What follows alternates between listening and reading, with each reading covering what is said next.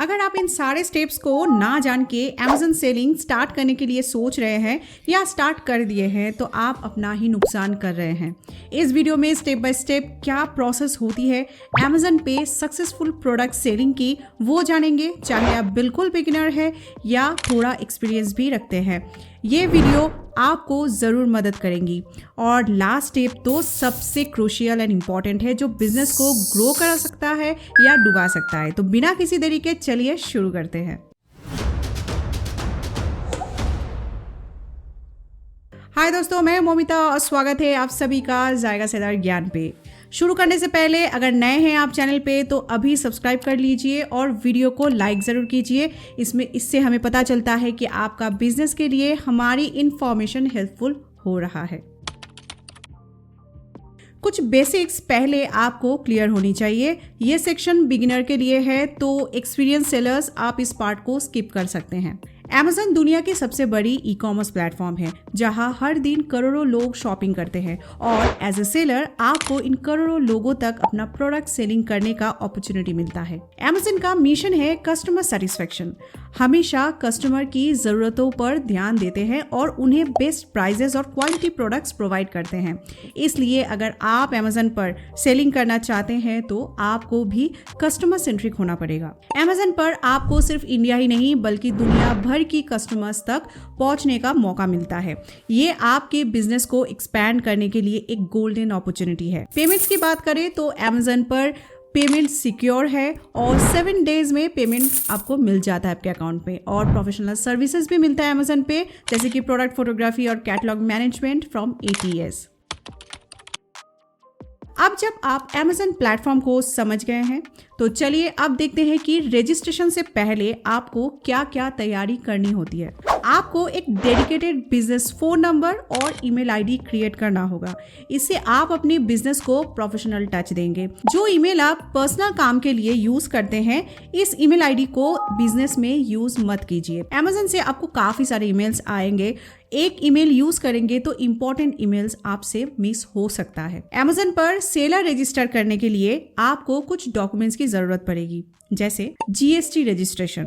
Most of the products and categories के लिए GST mandatory है, क्योंकि यहाँ पर आप इंटरस्टेट सेलिंग करेंगे, पैन इंडिया में सेलिंग करेंगे। अगर आप GST exempted category product selling में हैं तो GST ज़रूरी नहीं है, लेकिन GST एग्जेम्प्टेड कैटेगरीज बहुत लिमिटेड है अमेजन पे। अगर इसके ऊपर आपको वीडियो चाहिए देन कमेंट में ज़रूर बताएं। पैन कार्ड आपकी आइडेंटिफिकेशन के लिए चाहिए।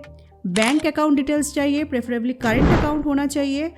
अगर सोल प्रोप्राइटर है तो सेविंग अकाउंट भी देंगे तो चलेगा, but current account is recommended. आप सेविंग अकाउंट भी दे सकते हैं, बट अगेन सेम ईमेल की तरह आप प्रॉब्लम फेस करेंगे जब रिकंसिलेशन करेंगे और टैक्सेशन के लिए जब स्टेटमेंट आप चेक करेंगे। अमेजन की पॉलिसीज और गाइडलाइंस को अच्छे से समझना भी जरूरी है।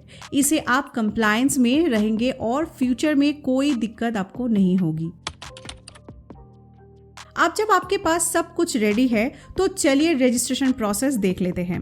ये प्रोसेस थोड़ा सा कॉम्प्लिकेट हो सकता है, लेकिन मैं आपको स्टेप बाय स्टेप समझा देती हूँ। डेडिकेटेड ईमेल और फोन नंबर और इसके साथ डॉक्यूमेंट्स जैसे GST सर्टिफिकेट, पैन कार्ड और बैंक डिटेल्स रेडी कर लिए हैं।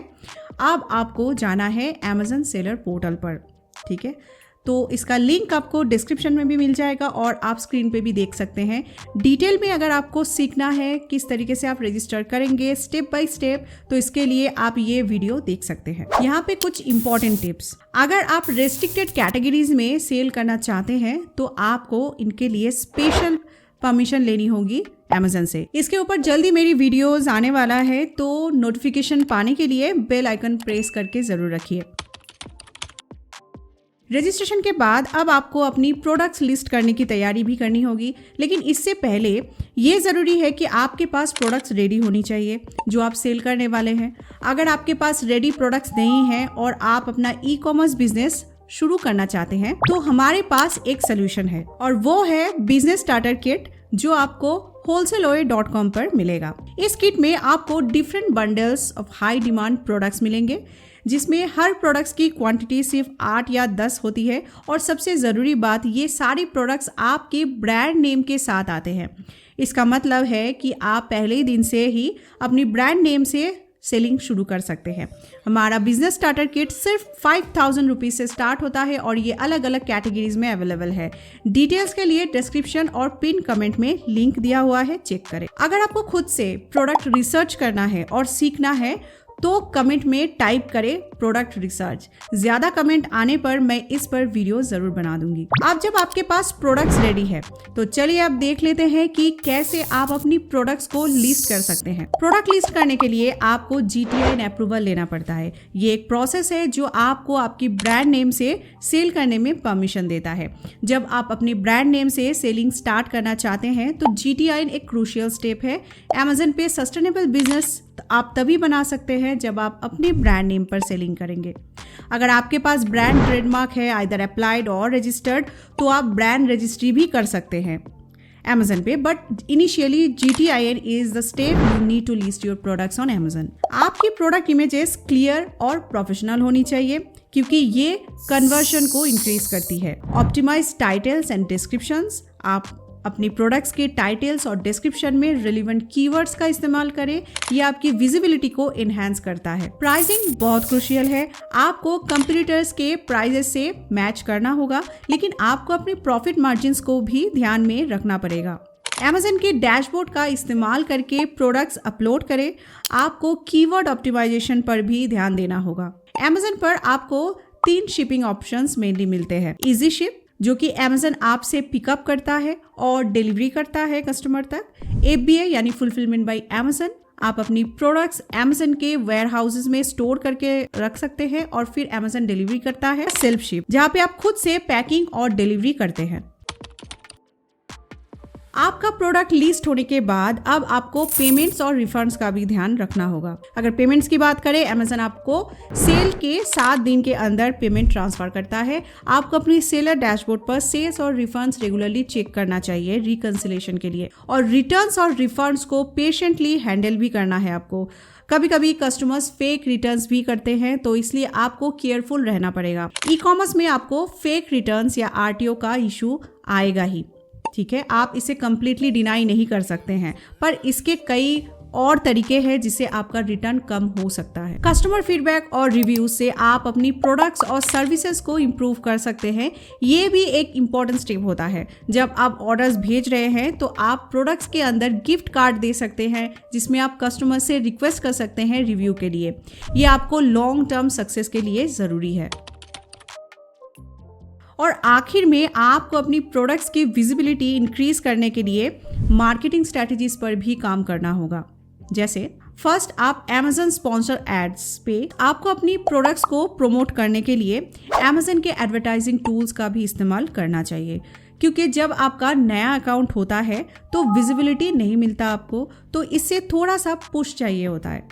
और Amazon पर आपको फ्री एडवर्टाइजिंग क्रेडिट्स भी मिलते हैं, तो इसका इस्तेमाल ज़रूर करें।